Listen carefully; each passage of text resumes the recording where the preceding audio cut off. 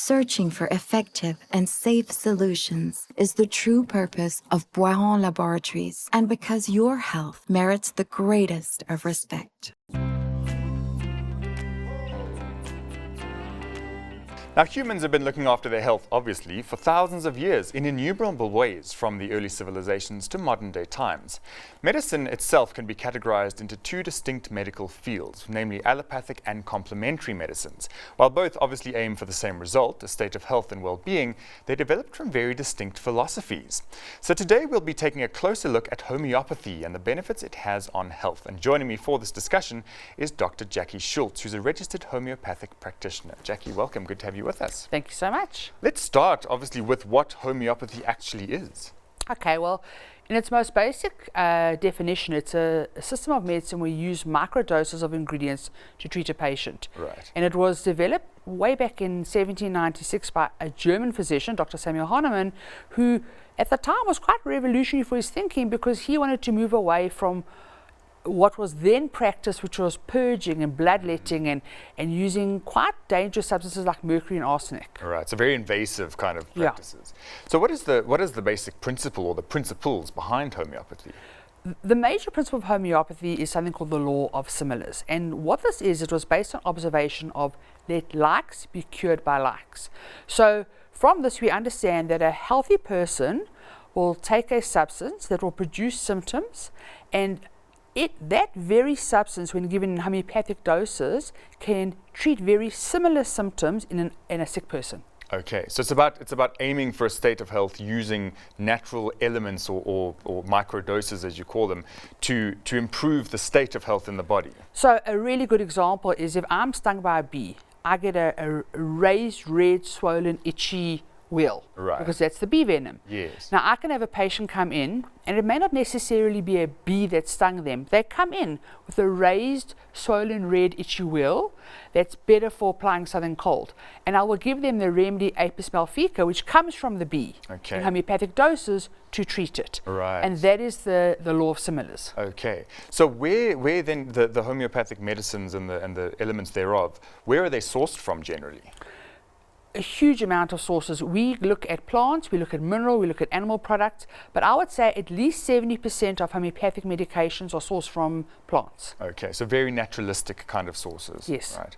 Now, Jackie, you mentioned that this is from a long time ago. This was developed by the doctor who developed it. I mean, how popular is homeopathy in the world today, so many years later? So it's now 200 years later that homeopathy's been around, and obviously it's very difficult to give you precise numbers, but from all the research and the surveys that are done, it's fairly reasonable to conclude that homeopathy is incorporated into healthcare to a degree by millions of people in the world. But we also know that the World Health Organization has acknowledged that homeopathy, as one of the traditional complementary therapies, is integrated by a substantial proportion of the global population. Okay. And are these specifically homeopathic doctors, or are they doctors in general who are integrating it into a more sort of holistic approach to their practitioner?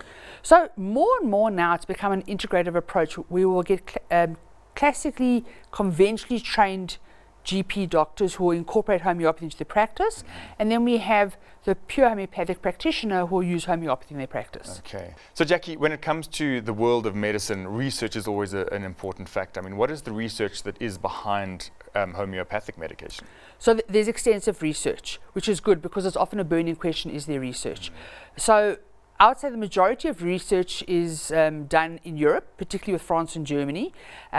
Both of those countries are performing research to gold standard research on a daily basis, and they've got a lot of their papers that are published in highly rated peer-reviewed journals, such as the Complementary Medicines Therapy and the Journal of Alternative and Complementary Medicine. Right. These are huge journals, but that aside, South Africa has two tertiary institutions, Durban University of Technology and University of Johannesburg, that have been running homeopathic degrees for 20 years now. Okay. And part of the syllabus in 5th year is to do a master's dissertation. So they too have accumulated over 20 years of research in homeopathy. Right. And in terms of safety, that's always another question. I mean, is homeopathic medicine safe for anybody and everybody, or are there people who should be sort of cautious in engaging in these kind of medicines? So homeopathy by its definition of how you make a remedy, is amazingly safe. In fact, it's got one of the best safety profiles when prescribing any medication. Okay. You can give it to infants, children, adults, elderly, and generally considered safe in pregnant women. But we always say to patients, use your resources and go and find out and ensure that it's safe for you to take.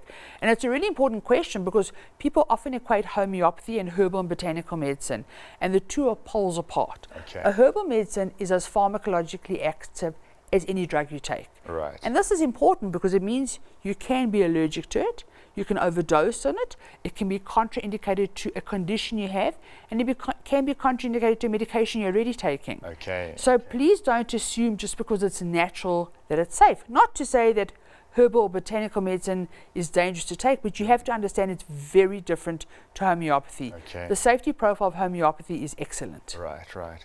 Now, Jackie, is homeopathy something that you need to engage with a practitioner with specifically, or are there medicines that you can get over the counter or off the shelf that are also freely available? Both. It depends on what you want. So, if you want to go to a practitioner, you have to go to someone who is qualified. And in our country, we've got 2 institutions, which are the only institutions that allow a practitioner to be qualified. And that person is going to look at your entire picture and treat you. But a lot of the time, patients want to be able to go and take something off the shelf.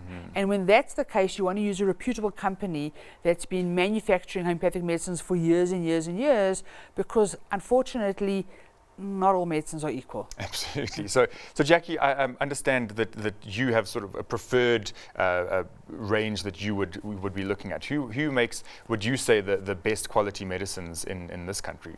For me, I need to know that the medicine is researched. I need to know that it's standardized and it's quality and it's been around for a long time. So a lot of the time I'll recommend to my patients, possibly one of the brands to look at is a boron product. Okay, okay. And what makes that a particularly good option? So boron has been around since 1932, so they're not a new company. And in Europe, they're the largest, in fact, I think worldwide, they are the largest manufacturer of homeopathic medicines. So it gives me enough credibility to be comfortable that if I'm recommending something to a patient, that they've got a bit of credibility behind them. I think it's fascinating because homeopathy, as you say, has been around for so long. And I remember as a kid, my mother taking us to the homeopath as well. But I mean, it's not necessarily one or the other, right? It can be part of a broader health program, if you want to call it that. Absolutely. Homeopathy doesn't mean if you're on conventional classical GP medicine that you can't take something homeopathic.